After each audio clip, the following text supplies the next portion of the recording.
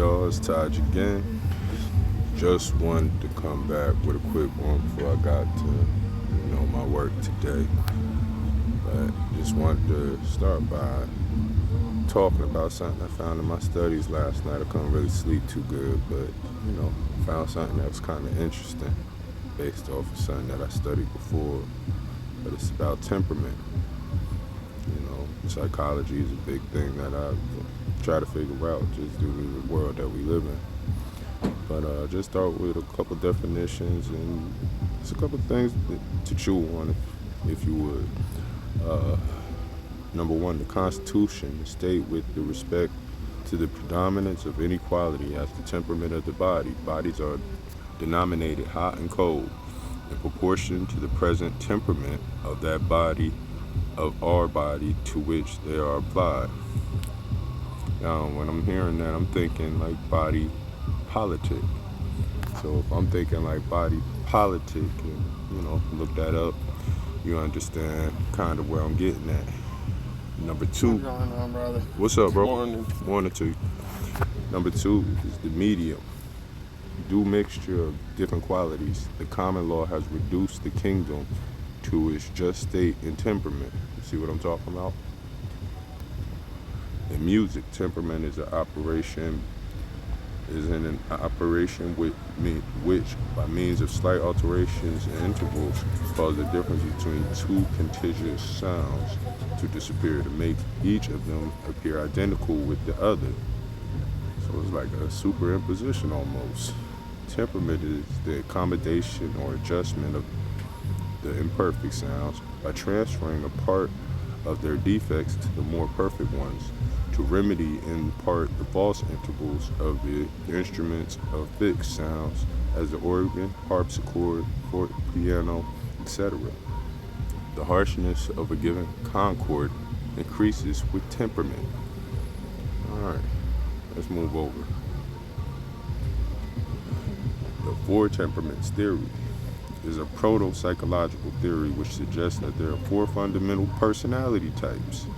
It's something that I went over when I was a part of the team. Those who know me in the earlier part of life, know the team was a big part of my life at one point.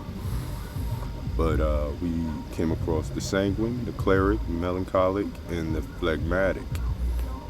Most formulations include the possibilities of mixtures among these types, which individuals' personality types overlap and share two or more temperaments. Greek physician what's his name? Hippocrates described the four temperaments as part of an ancient medical concept of humorism, which states that four bodily fluids affect human personality traits and behaviors. Modern medical science does not define fixed relationships between internal secretions and personality through some psychological personality type systems used categories similar to Greek temperaments. I'm going to just breeze through this real quick. Because, again, I got to get back, go for my daily bread. Humor. Moisture, but the word is chiefly used to express the moisture of fluids of animal bodies as the humors of the eyes, but more generally the word is used to express a fluid in its morbid or vitiated state. Hence in popular speech we often hear it said, peace to you, brother. The blood is full of humors, but the expression is not technical or correct. Aqueous humors of the eyes, a transparent fluid occupying the space between the crystalline lens and the cornea, both before and behind the pupil. Crystalline humor or lens, a small, transparent, solid body of softest consistence. Y'all can go through this, but just wanted to skip down to number two, the disease of the skin. Again, talking about a body, cutaneous eruptions.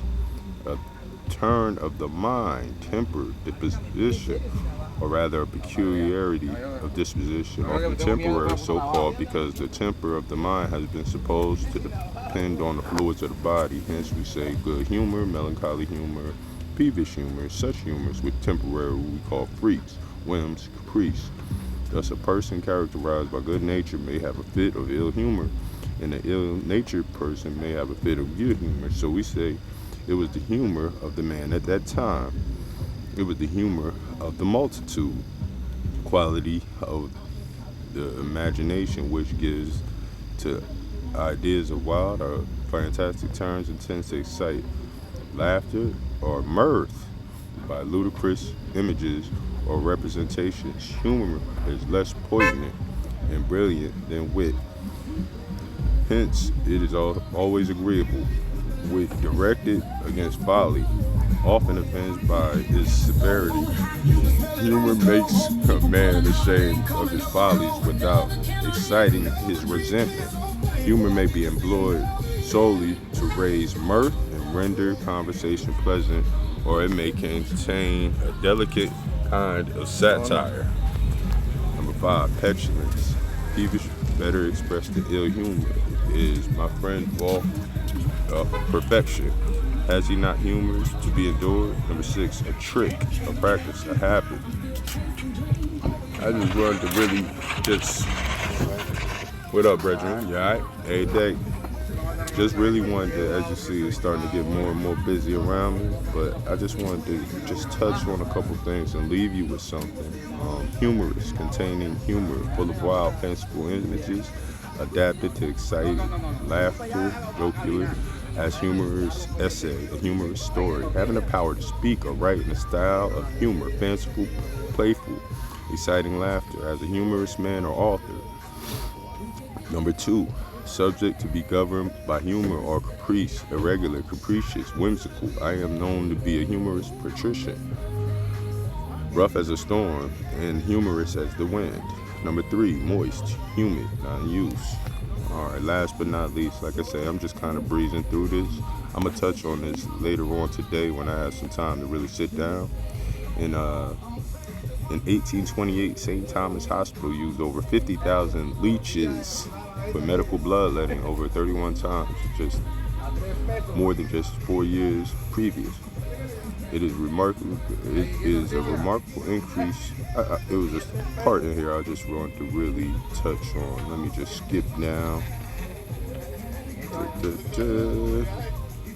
We must first understand that the body was understood very differently in the 19th century through a system of medicine called humoral theory. First systematized by the ancient Greeks, Hippocrates is the person usually credited with applying this theory to medicine, which was later developed by Galen. Humoral theory held that inside the body there were 4 different fluids called the humors: blood, yellow bile, phlegm, and black bile. Though it sounds odd, there are a good reason to think this. When blood is left in the containers for an hour, it separates into 4 different layers: a dark clot at the bottom, bile, a red layer, blood, and a white layer above that, phlegm, with a clear yellow layer at the top, yellow bile. The Greeks were just working with what they could see. I'm gonna leave it there, but man, please, man, if you're interested in this, want me to touch on this a little bit more, I know a little bit about the subject matter, man, don't hesitate to comment, and please like and subscribe.